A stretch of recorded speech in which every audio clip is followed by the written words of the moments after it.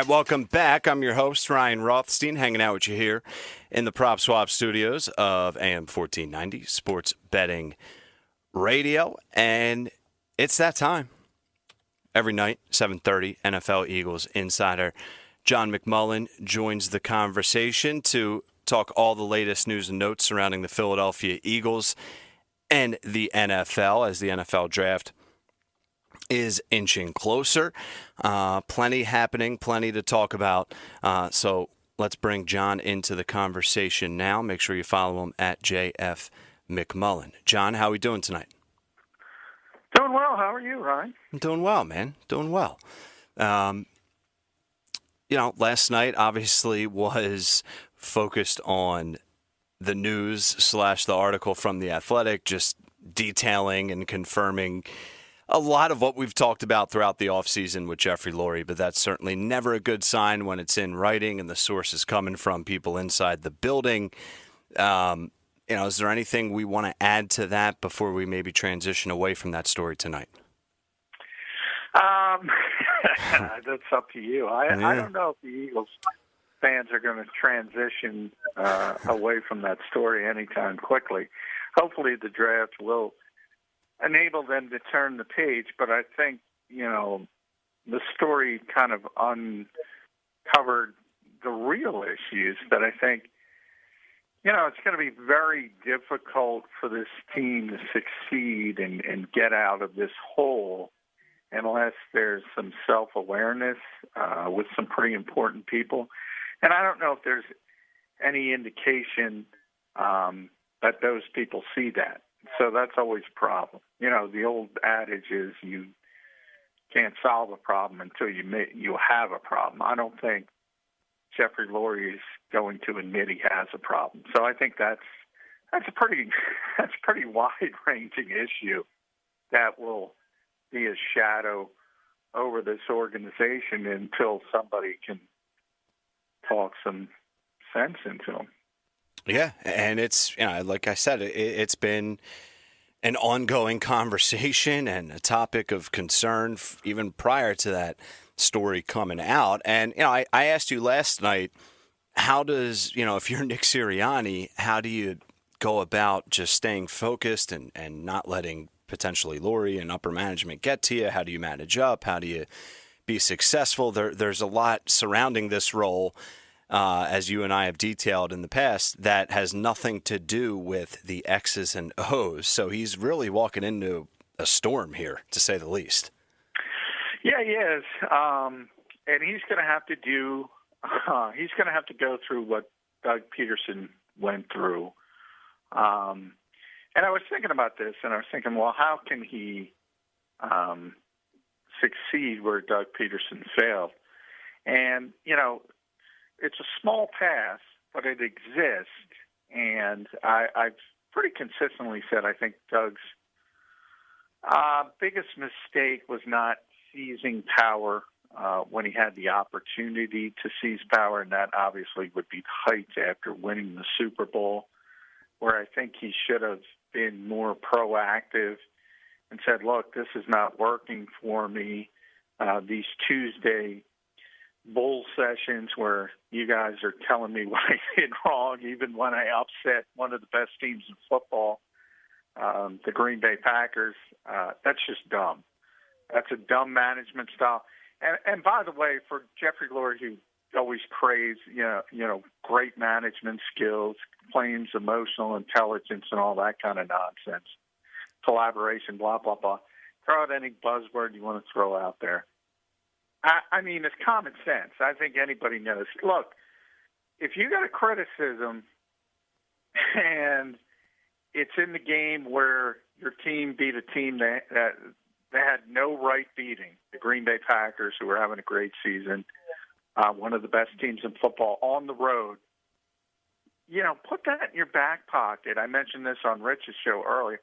Put that in your back pocket and leave it for the next loss. Use some common sense. If somebody's coming off a big win like that, you don't want to browbeat them.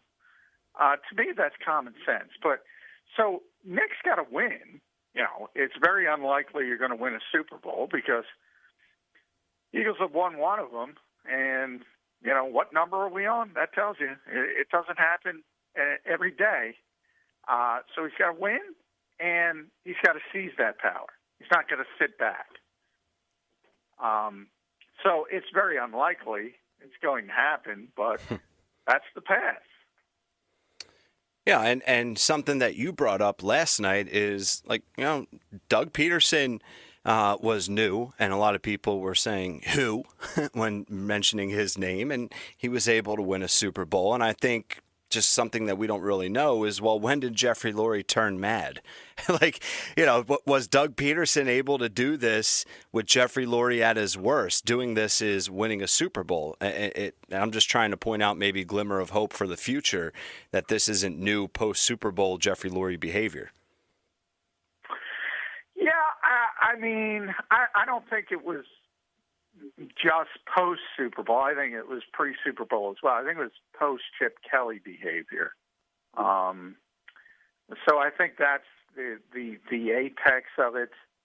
And then, the interesting, and I might have told you this yesterday, the interesting part to me is, this is a guy who wanted, I don't know if wanted, that might be too strong of a word, but seriously considered firing Frank Reich after the 2016 season. At the bare minimum, seriously considered who was going to replace Doug Peterson early in the 2017 season. So, that's the Super Bowl season. And look, I don't criticize him. I don't criticize Jeffrey Lurie for not knowing the Eagles were going to win the Super Bowl. I don't think anybody thought they were going to win the Super Bowl. But I did think, coming off Carson Wentz's rookie season, I did think they had a potential to be a playoff team if he took steps in the right direction. Obviously, he took more than that. That was his obviously best season. But my issue then becomes, you don't know. So you don't know this is a good team, never mind a great team. Then they go on the run, they win the Super Bowl, and somehow, you'd have to talk to a psychologist for the right terminology for this. Somehow he convinces himself he's responsible, or certainly more responsible, for a Super Bowl winning team that he didn't even think was any good before the season, as evidenced by the fact he wanted to fire the offensive coordinator and thought about firing the head coach. That to me is bizarre. That is bizarre. But they have talked themselves into it, that they won despite Doug Peterson. They've talked themselves into that. Jeffrey Lurie, what was his first year as owner? 98? It's about 27 years, so okay. I can't do the math. 21, 6, 94. And he got here in 99, Ray Rhodes. So Ray had about 94, 95, somewhere in there. Okay, and I asked that because, the Andy Reid era was under a magnifying glass, of course, here in Philadelphia. But overall, it was good times. So I'm just trying to think, and, you mentioned the Frank Reich scenario where he wants to fire people, and he's been firing staff members that haven't been the head coach year after year. And, it's clear that he feels the pressure from media and fans. And it's like we can't really point to a similar scenario in this era of Jeffrey Lurie as the owner where it was ugly here in Philadelphia, but he kept everything intact. Yeah, I don't know if he hears. I think he's very insulated. I don't think he hears much outside the NovaCare complex because I don't think he has any interest in it. I don't think he hears all that much from us, never mind the fans. I don't think he hears that at all. And that's one of the reasons I do think he's able to convince himself of these things because he doesn't listen to outside voices. I think Howie's a little bit different. Howie, because he takes a lot of, he takes a lot of you know what. Yeah. Anybody who saw Amazon's All or Nothing that year knows about his tinted windows and knows why he has those tinted windows. Because, people see him and they curse at him, which I do not advocate doing. I think that's silly. He's trying to win like everybody else is trying to win. And even Jeffrey Lurie, who I've criticized immensely, is trying to win. He believes he is doing the right thing. That's the problem. He believes it. Yeah. He believes that him putting the thumb on the scale for J.J. Arcega-Whiteside is the way to go. He believes he was correct in telling Doug Peterson to fire Mike Rowe. He believes, it's through his leadership that this team won a Super Bowl. Look, he owns the team. He's a big part of it. He deserves certainly some credit for winning the Super Bowl. But I don't know if you would talk to a typical businessman, and there's a big difference from being a CEO and running the day-to-day operations. And I think most CEOs are smart enough to understand they shouldn't be running the day-to-day operations, and that's why they're the CEO. And that's why they have somebody to do that, because it's not their expertise. Scouting personnel, coaching is not his expertise. So I would never say he bought the team, he owns the team, he can do whatever he wants with the team. That's not the point. That's stipulated. That's obvious. But if your goal is to win, you want to hire people to get you closer to that goal. And if you don't, forget about hiring the right people. It doesn't even matter if you have the right people if you don't let them do their jobs. Yeah, I mean, it's fine to be hands-on, right? We see Mark Cuban. We see instances of owners in sports being hands-on and showing their face and maybe coming into a meeting and giving their opinion. And that's all well and good, but I just don't understand how you get to that level. We're repeating ourselves here a little bit, but it is what it is. It's at the top of the list here right now on fans' minds.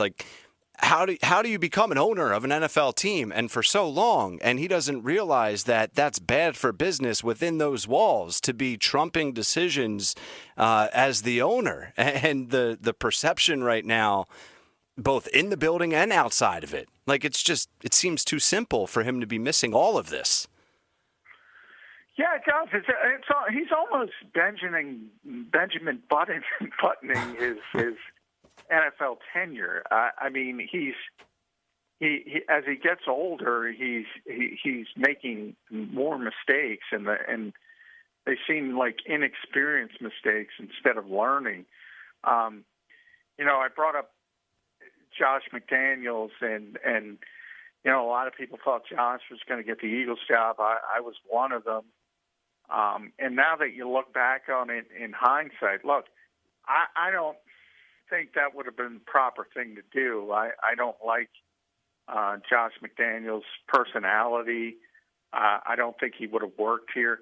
I certainly don't think he would have worked long-term with Howie Roseman and his personality. But, if people in this league thought he had that job locked up. And now I start to think about it, and I will say one thing with Josh McDaniels. He would have never in a million years accepted those Tuesday meetings, accepted that crap. Never. So maybe it just comes down to finding the coach. And this is not a criticism of Nick, very similar to where Doug was as first-time head coaches. Didn't have other interviews. This was their first opportunity. This was their only opportunity. They don't have the cachet, the gravitas to demand or something like that and saying, look, let me do my job. Yeah. Josh McDaniels might not even deserve that because he was such a disaster in his first time. But his reputation in this league is such to where he could put his foot down. He's had about 100 head coaching interviews. and he's going to get more, even though he probably doesn't deserve them. So he's the kind of guy who can put his foot down and say, no. And I believe if it got to that point, he would have said no. Talking with John. The meetings, not the job. Right. We're talking with John McMullen, our NFL Eagles insider. Follow him on Twitter at JFMcMullen. I want to transition a little bit now to bigger picture draft talk, but nonetheless draft talk.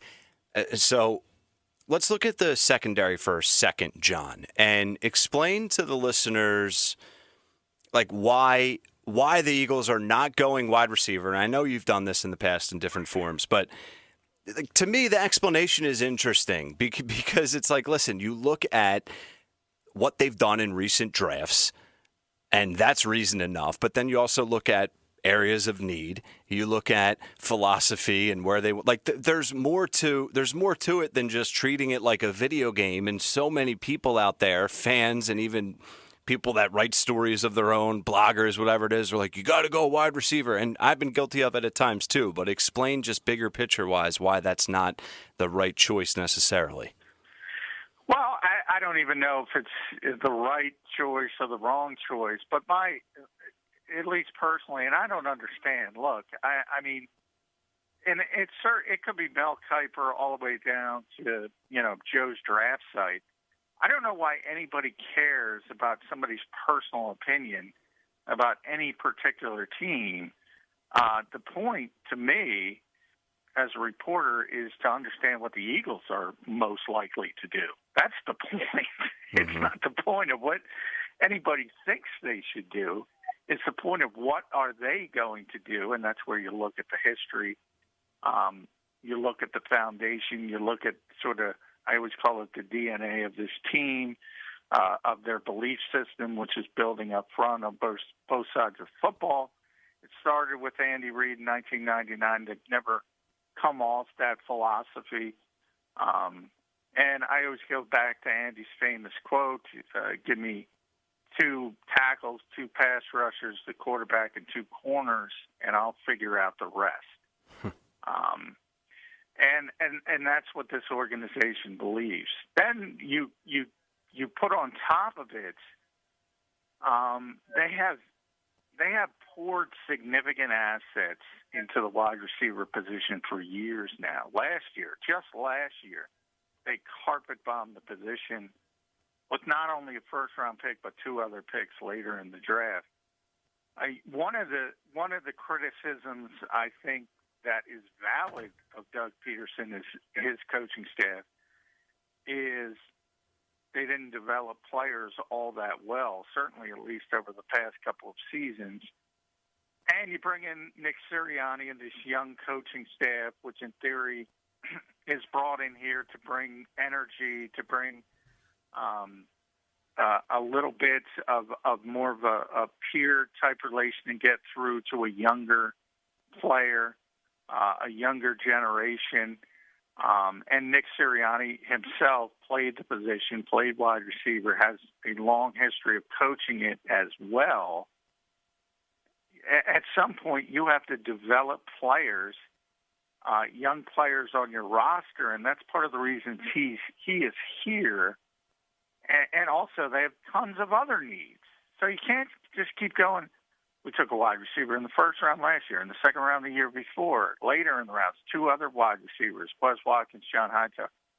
You can't just keep taking wide receivers and ignoring everything else. So that's part of it as well. And the fact that I don't think they will go receiver in this draft. But, I mean, you always leave the door open 5-10%. If you sit there and Jalen Waddle falls to 12 and he's clearly the best player on your board, maybe it's an anomaly. Maybe they take him. Maybe even what you said before, Ryan, maybe Jeffrey Lurie does hear some of the criticism. Who knows? But if you're being honest with yourself and you're looking at the history of this team and not Joe's draft sites, you know the history of this team. Anytime they have picked 16 or above, it's been a quarterback, a defensive lineman, or an offensive lineman. That's it.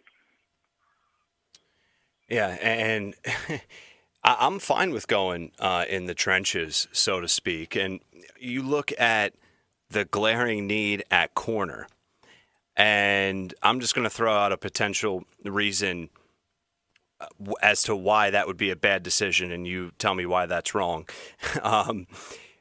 The fact of, and I brought this up before, the fact of how this game is played in today's modern NFL, it's all in favor of the offense. There's really no such thing as a shutdown corner anymore, and that's not even necessarily a knock at the position or the current, pool of players at that position. It's just how the game is played and how limited and how difficult it is to play corner.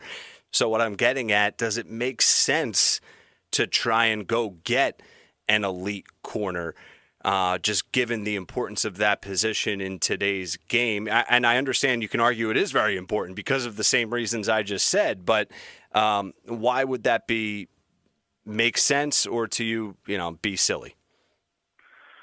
No, I kind of agree with your thought process. Obviously, you're right. It's an offensive-based league. It's really difficult to play corner. There are no Deion Sanders any longer, true lockdown corners. You look at Stephon Gilmore. 1 year, he's the defensive player of the year. The next year, he's looking to get traded because you're not effective. Xavier Rhodes, 1 year is an all-pro. Next year, Pro Football Focus has him graded as one of the worst corners in the NFL. That's how quickly it happens at that position. It's just impossible to play. Now, while I say that, there's a lot of room for improvement. But what I just said about Nick Sirianni and developing players, well, Jonathan Gannon's here. Look at Jonathan Gannon's history. He was a defensive backs coach before he became the coordinator here. He was a corners coach in Indianapolis. And you look at the Colts. Colts were a playoff team, not a great team. He kind of salvaged. I just brought up Xavier Rhodes, who was, had a better year again. Not what he once was, but had a better year. T.J. Carey was the other corner. He's a free agent now. People have speculated that he might be that low-cost signing for the Eagles, and that's still a possibility.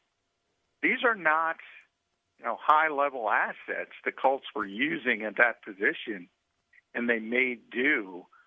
So I kind of agree with your thought process, but I do put that little, Andy did say 2 cornerbacks, so he did value that position a little bit more than other positions.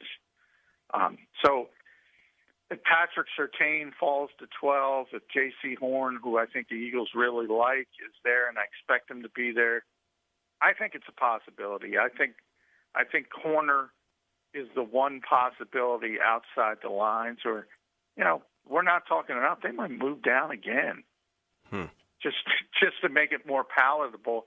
If, say, they like Kwity Paye and they don't think the value is there at 12 and they can get him at 17, 18, why not fall back again? Yeah.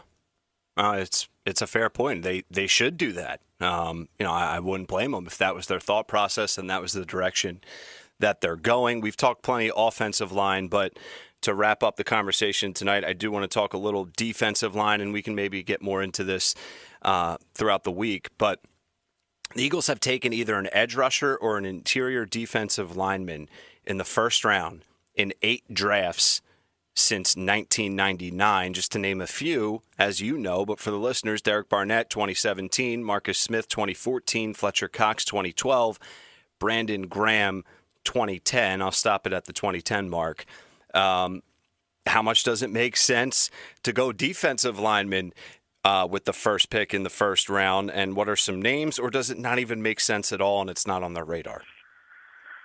No, it makes a ton of sense, and I just mentioned Kwity Paye. I don't know if it makes sense at 12, but if you're able to move down a few more spots, And always, that's not, as easy as snapping your fingers. That means somebody has to move up for a particular player.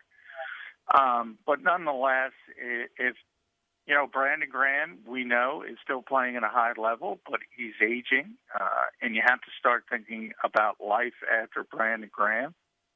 Derek Barnett's in the last year of his contract. They still haven't worked out an extension.